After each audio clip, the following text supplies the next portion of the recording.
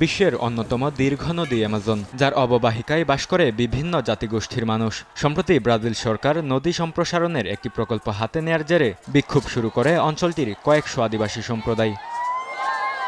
বিক্ষোভকারীরা বলছেন, সরকারের এই প্রকল্প বাস্তবায়িত হলে অ্যামাজনের উপনদী তাপজুস খননের জন্য উন্মুক্ত হয়ে যাবে। এতে নষ্ট হবে পানির গুণগত মান। এছাড়া ক্ষতিগ্রস্ত হতে পারে নদীতে মাছ ধরে জীবিকা নির্বাহ করা অসংখ্য মানুষ। তাদের বিক্ষোভের মুখে প্রকল্পটি বাতিল করে ব্রাজিল সরকার।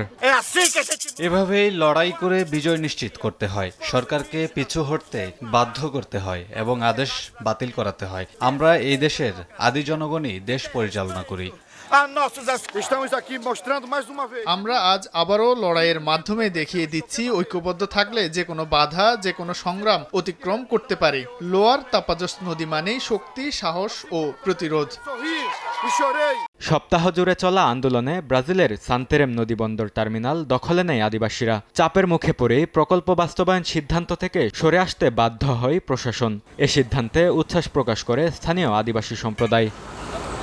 বরকতুল্লাহ, সময় সংবাদ।